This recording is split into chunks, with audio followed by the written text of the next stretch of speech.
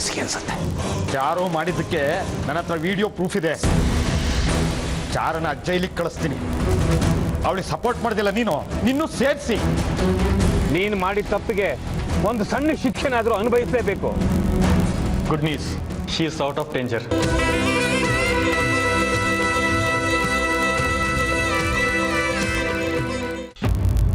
ಮಯೂರಿ, ಹೋಗಮ್ಮ, ಹೋಗಿ ಮೈಗೇನು ಮಾತಾಡ್ಸ್ಕೊಂಡು ಬಾ.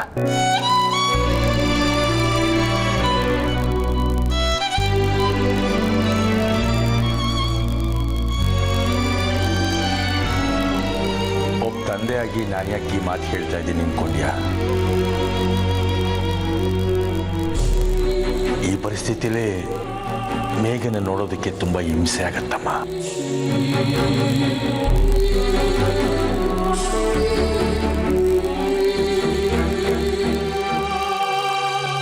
ಮಾತಾಡೋದಕ್ಕೂ ಕಷ್ಟ ಆಗತ್ತೆ. ಅದಕ್ಕೆ ನೀನು ನನ್ನ ಮಗಳೇ ಅಲ್ವೇನಮ್ಮ, ಹೋಗು, ನೀನೇ ಮಾತಾಡಿಸ್ಕೊಂಡು ಬಾ. ನಿಜ ಮಯೂರಿ, ನೀ ಹೋಗಿ ಮಾತಾಡ್ಸೋದು ಒಳ್ಳೇದು. ನೀ ಮಾತಾಡ್ಸಿದ್ರೆ ಅವಳಿಗೆ ನೆಮ್ಮದಿ ಸಿಗತ್ತೆ. ಹೋಗಮ್ಮ.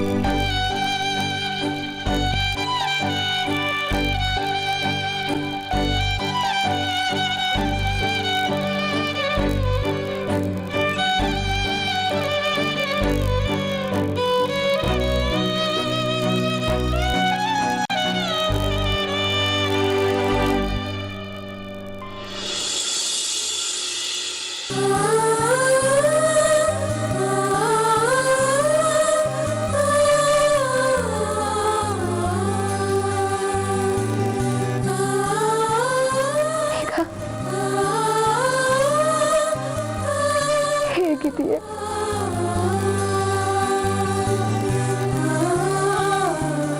ನನ್ನ ಜೀವ ಕಾಪಾಡಿದ್ರು ನೀನು. ನಿನ್ನ ಈ ಸ್ಥಿತಿಯಲ್ಲಿ ನೋಡ್ತಿದ್ದೀನಲ್ಲೇ, ನೋವಾಗ್ತಿದ್ಯಾ?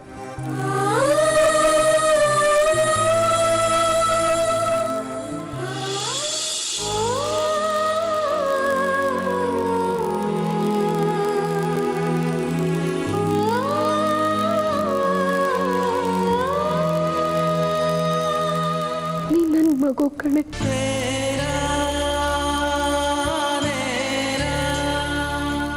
ನಿನ್ನ ಈ ಪರಿಸ್ಥಿತಿ ನೋಡಕ್ಕಾಗ್ತಿಲ್ಲ. ಬೇಗ ಹುಷಾರಪ್ಪ.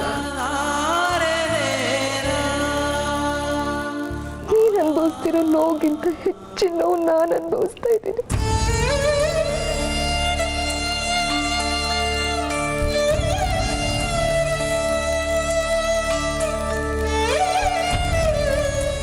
ಬೇಗ ಹುಷಾರಾಗು.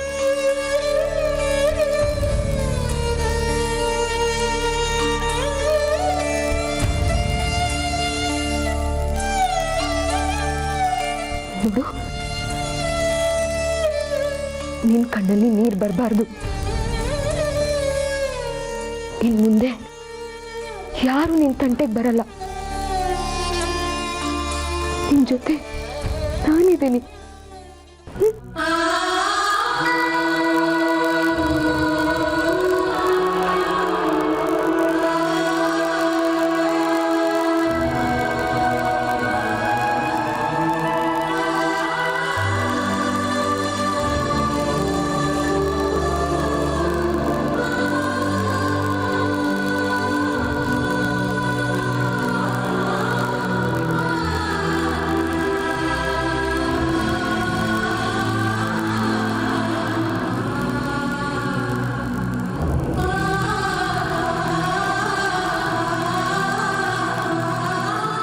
ನೀನು ಹುಷಾರಾಗ್ ಬಾ.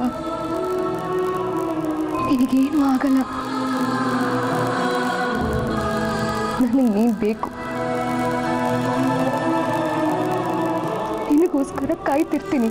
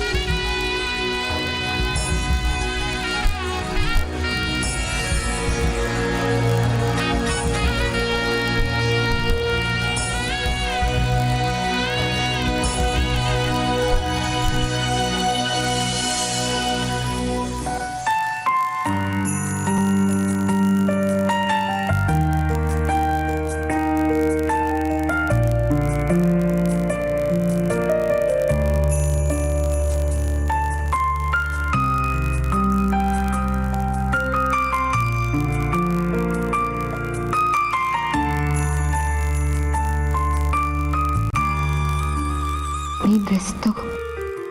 ನಾನು ಮತ್ತೆ ಬರ್ತೀನಿ.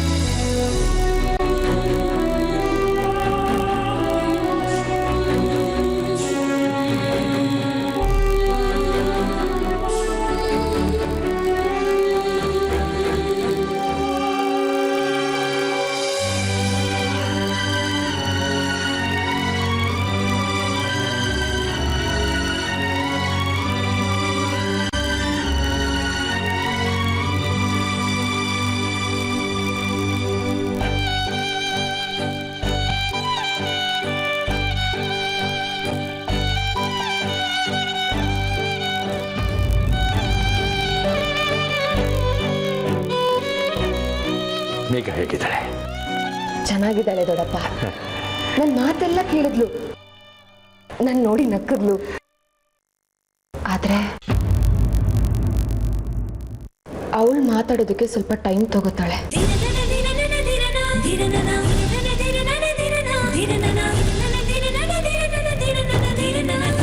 ಏನೂ ತೊಂದರೆ ಇಲ್ಲ ತಾನೆ? ಇಲ್ಲ ದೊಡ್ಡಮ್ಮ,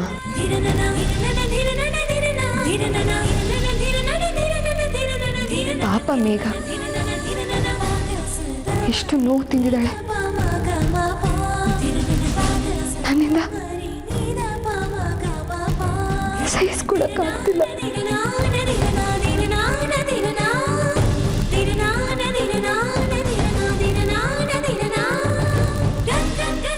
ಇಲ್ಲಿವರೆಗೂ ಎಲ್ಲ ಸಹಿಸ್ಕೊಂಡಿದ್ದೆ, ಆದ್ರೆ ಮೇಘನ ಈ ಸ್ಥಿತಿಗೆ ತಂದೆಲ್ಲ ಚಾರು. ಸುಮ್ಮನೆ ಬಿಡ್ತೀನಿ ಅನ್ಕೊಂಡಿದ್ಯಾ? ಇಲ್ಲ, ಈ ಮಯೂರಿಗೆ ಕೋಪ ಬಂದ್ರೆ ಹೇಗಿರ್ತಾಳೆ ಅನ್ನೋದು ನೀನಿನ್ನೂ ನೋಡಿಲ್ಲ. ಇನ್ ಮುಂದೆ ನೋಡ್ತೀಯಾ. ಮಯೂರಿ!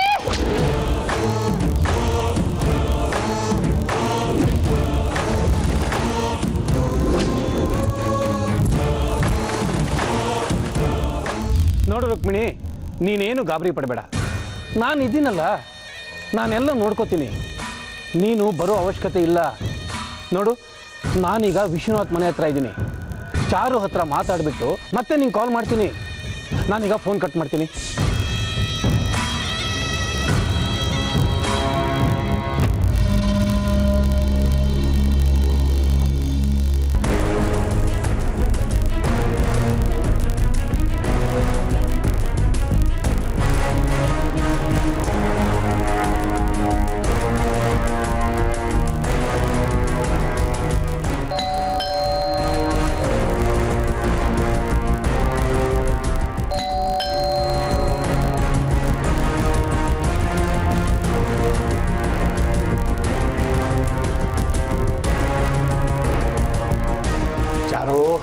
ಫೋನ್ ತಗೋ, ಫೋನ್ ತಗೋ.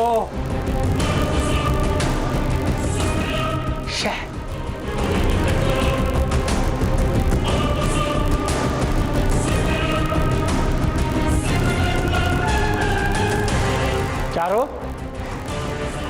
ಚಾರು, ಚಾರು, ಚಾರು.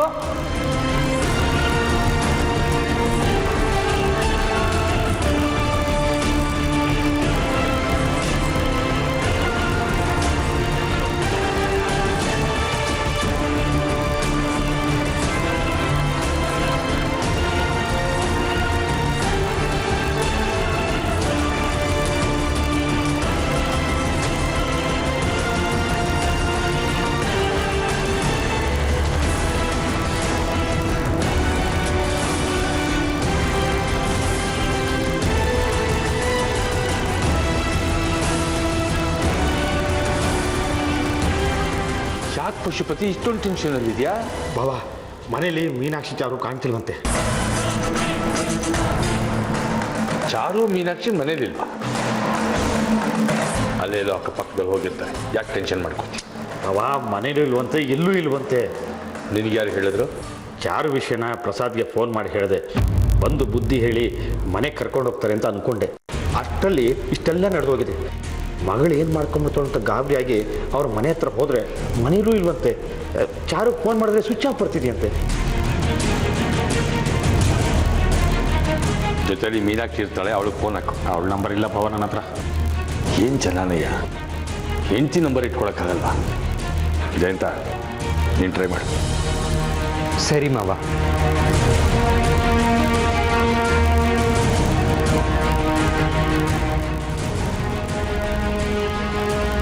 ಸ್ವಿಚ್ ಆಫ್ ಬರ್ತಾ ಇದೆ. ಚಾರು ಎಲ್ಲೂ ಹೋಗಿರಲ್ಲ, ಗಾಬರಿಲಿ ಅಪ್ಪನ ಮನೆಗೆ ಹೋಗಿರ್ತಾಳೆ ಅಷ್ಟೇ. ಮೀನಾಕ್ಷಿ ಆದರೂ ಮನೇಲಿ ಇರಬೇಕಾಗಿತ್ತಲ್ಲ. ಇನ್ನೆಲ್ಲಿ ಹೋಗಿರ್ತಾಳೆ ಬಾಬಾ? 24 ಗಂಟೆ ಚಾರು ಸುತ್ತುತ್ತಿದ್ಲು, ಅವಳ ಜೊತೆಲೇ ಹೋಗಿರ್ತಾಳೆ. ಅಮ್ಮನಿಗಂತೂ ಸ್ವಲ್ಪನೂ ಬುದ್ಧಿ ಇಲ್ಲ. ಯಾವಾಗಲೂ ಚಾರು ಚಾರು ಅಂತ ಚಾರು ಹಿಂದೆನೇ ಬಿದ್ದಿದ್ರು. ಇವಾಗ ಅವಳಿಂದನೇ ಹೋಗಿರ್ಬೇಕು, ಇಲ್ಲ ಚಾರುನೇ ಕರ್ಕೊಂಡು ಹೋಗಿರ್ತಾಳೆ. ಒಂದಾದ್ಮೇಲೆ ಒಂದು ಟೆನ್ಷನ್ ಬರ್ತಾ ಇದೆಯಲ್ಲ. ತಲೆ ಕೆಡಿಸ್ಕೊಳ್ಳೋಂಥದ್ದು ಏನಿಲ್ಲ ಬಾಬಾ. 4 ದಿನ ಹೋಗ್ತಾರೆ, ಬೇಜಾರಾದಾಗ ವಾಪಸ್ ಬರ್ತಾರೆ. ಮೀನಾಕ್ಷಿ ಎರ್ಸಲಿ ಮನೆ ಬಿಟ್ಟು ಹೋಗಿಲ್ಲ, ವಾಪಸ್ ಬಂದಿಲ್ಲ.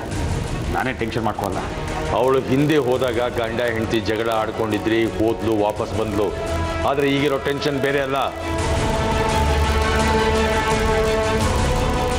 ಮಾವ, ಪೊಲೀಸಿಗೆ ಕಂಪ್ಲೇಂಟ್ ಕೊಟ್ರೆ? ಏನಂತ ಕಂಪ್ಲೇಂಟ್ ಕೊಡ್ತೀಯಪ್ಪ? ನನ್ನ ಹೆಂಡತಿ ನಮ್ಮಮ್ಮ ಕಾಳೆ ಆಗಿದ್ದಾರೆ ಅಂತ ಕಂಪ್ಲೇಂಟ್ ಕೊಡ್ತೀಯ? ವರದಕ್ಷಿಣೆ ಹೆರಾಸ್ ಮಾಡ್ತಾರೆ ಅಂತ ನೀನು ಕೇಳಿದ್ರೆ ಏನು ಮಾಡ್ತೀಯ? ಇಲ್ಲ, ಈ ಕಾರಣ ಕೊಡೋಕ್ಕಾಗತ್ತ? ಏನೇ ಕಾರಣ ಕೊಟ್ಟರು ಎನ್ಕ್ವೈರಿ ಇದ್ದೇ ಇರುತ್ತೆ. ಇನ್ನು ಹೊರಗೆ ಬರೋದು ತುಂಬಾ ಕಷ್ಟ. ಮೊದಲು ಮೇಘ ಹುಷಾರಾಗಿದೆ ಅಂತ ನಾನು ಕಾಯ್ತಾ ಇದ್ದೀನಿ, ಆಮೇಲೆ ಯೋಚನೆ ಮಾಡೋಣ. ಅಕ್ಕನ ವಿಷಯ ತಿಳಿಸ್ಬಿಡ್ತೀನಿ. ನೀನೇನು ಮಾತಾಡಕ್ಕೆ ಹೋಗ್ಬೇಡ. ಸಮಯ ನೋಡಿಕೊಂಡು ನಾನೇ ಅವಳಿಗೆ ಸೂಕ್ಷ್ಮವಾಗಿ ಹೇಳ್ತೀನಿ. ಸುಮ್ಮನೆ ಇದ್ಬೇಡ.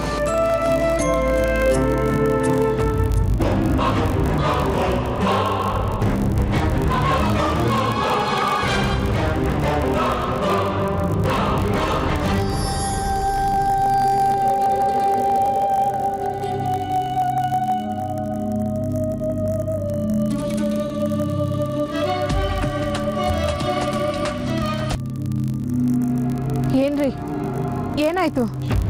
ನಾನು ಬರ್ತಿದ್ದೀನಿ ಅಂತ ಗೊತ್ತಿದ್ರು ಕೂಡ ಎಲ್ಲೋ ಹೋಗ್ಬಿಟ್ಟಿದ್ದಾಳೆ ಕಣೆ. ಕ್ಷಣಕ್ಕೊಮ್ಮೆ ಅವಳ ಮೈಂಡ್ ಬದಲಾಗ್ತಾ ಇರತ್ತೆ. ಸ್ವಲ್ಪನಾದ್ರೂ ಸೀರಿಯಸ್ನೆಸ್ ಬೇಡ ಅವಳಿಗೆ? ಅಯ್ಯೋ, ಈ ಕತ್ಲಲ್ಲಿ ನನ್ನ ಮಗಳು ಎಲ್ಲೋದ್ಲೋ ಏನಾದ್ಲೋ ಏನಂದ್ರೆ ನಾವು ದುಡುಕ್ಬಿಟ್ವಿ.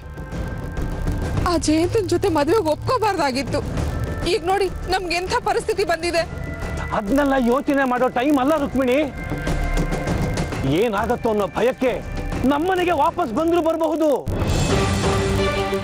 ನೋಡು, ನಾನೀಗ ಹಾಸ್ಪಿಟ್ಲಿಗೆ ಹೋಗ್ತೀನಿ. ನಮ್ಮ ಮಗಳು ಮಾಡಿರೋ ಅವಾಂತರಕ್ಕೆ ನಾನು ವಿಶ್ವನಾಥ್ ಅವ್ರ ಹತ್ರ ಮಾತಾಡಬೇಕು. ರೀ, ನಾನು ನಿಮ್ ಜೊತೆ ಬರ್ತೀನಿ. ಬೇಡ, ನೀನ್ ಅಲ್ಲಿ ಬರೋದು, ಅವರೆಲ್ಲ ಚಾರು ಬಗ್ಗೆ ಏನೇನೋ ಕೆಟ್ಟದಾಗಿ ಹೇಳೋದು, ಅದಕ್ಕೆ ನೀ ಇನ್ನೇನೋ ಹೇಳೋದು. ನೋಡು, ಅಲ್ಲಿ ಇನ್ನೊಂದು ಅವಾಂತರ ಕ್ರಿಯೇಟ್ ಮಾಡೋದು ಬೇಡ. ನನ್ನ ಮಾತು ಕೇಳು, ನೀನು ಮನೇಲೇ ಇರು, ಎಲ್ಲ ನಾನು ನೋಡ್ಕೋತೀನಿ. ಅದೇನ್ ಮಾಡ್ತೀರೋ ಮಾಡಿ, ಆದ್ರೆ ನನ್ನ ಮಗಳಿಗೆ ಯಾವುದೇ ರೀತಿ ತೊಂದರೆ ಆಗ್ಬಾರ್ದು ಅಷ್ಟೇ. ನೀನೇನು ಯೋಚನೆ ಮಾಡಬೇಡ. ನಾನೀಗ ಫೋನ್ ಕಟ್ ಮಾಡ್ತಾ ಇದ್ದೀನಿ.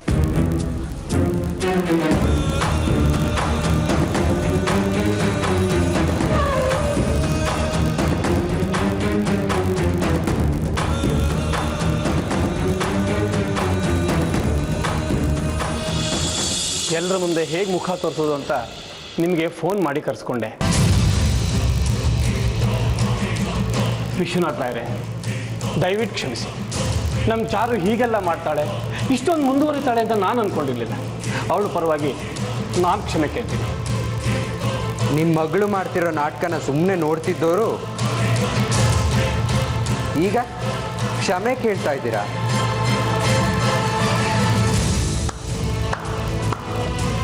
ಮೆಚ್ಚಬೇಕು ನಿಮ್ಮನ್ನ.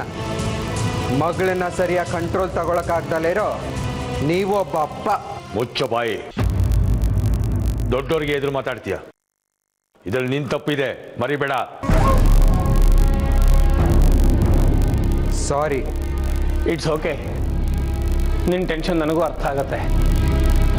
ಇಷ್ಟರ ಮಧ್ಯೆನೂ ಜಯಂತ ಚಾರು ಮದುವೆ ಆಗಕ್ಕೆ ಒಪ್ಕೊಂಡಿದ್ದಾನೆ.